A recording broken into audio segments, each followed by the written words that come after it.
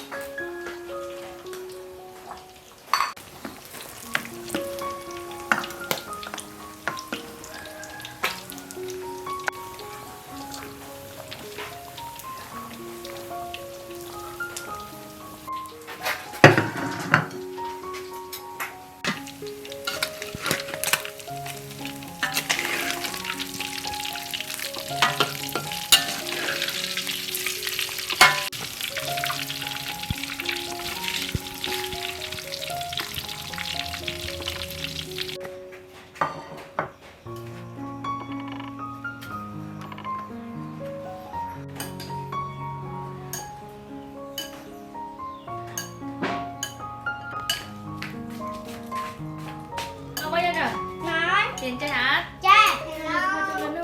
Hello chị. Hello chị Bích. Sao Bích? Để cho tao để tụi bay mà tập mà. Ui anh hai mâm ở đó. Mama ơn chị. Mâm. Ui mâm. Tao coi là cái con nè, coi là cái con nè. Mà. Tao chị Bích tụi bay mà nhăn tụi nó đi. Mâm ở chị mâm ở đó. Mâm ở. Ôi mâm ok. Mâm chụp ít tụi ai con nè. Sao mà khởi mà con này? Ba. Hay giờ bài bị chụp với đẹp tôi nhầm tụi nó nè. Ba. Chị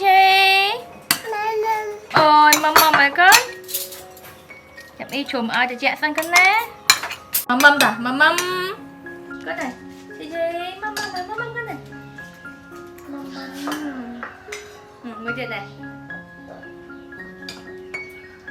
Dạ. Ui bạn trơn hết con, đã trơn cho khô mà nè, đã trơn cho khô mà. Ui, trọng ngực nè, dừng nè. Con này, mâm này, mâm.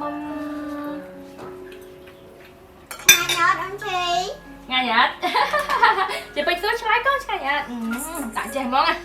Đã chơi từ món thôi ôn nước bán xuống hả? Mâm con này, mâm. Ôn chi nhâm sao tổ sụp nè, hiên sáng rồi. Hai. Bây giờ mới cho không vậy? Dạ. Con này mâm chị mâm con này. Mâm con này hả? Chị nhâm thầy ơi con. Vào nè. Freeze. Ok. Xin anh nhá. Mới điện này. Chà, ngài nhảy. Carrot. Ok, ôn chi lát nè. Nè, chị nè. Tà lon con này, tà lon, đâm lon. Ok. Yeah, cầm cho mấy con này. Thì ôn tắt con này luôn. Mâm à. Ôn cho nhâm bay. Ok hả. Mất xong ai hay thì mới đợi ôn nhâm đây. Nè, ôn chị có biết bay nhâm đấy con nè. Hả? Mâm này, mâm. Cho bạn chụp quay đi. Chào bạn. Xong chụp quay cả, chụp quay nhâm đây ta. Hả này, ôn nhâm hơn ai, ôn mình bảo ôn ta con này. Trời ơi, con này hả? Ôi, bay. Ai tin ta? Anh tin à? Ok, ôi hả? Hai nhâm tắc slow không? Hai nhâm tắc slow này. Nhâm tắc slow. Lên. Ra con.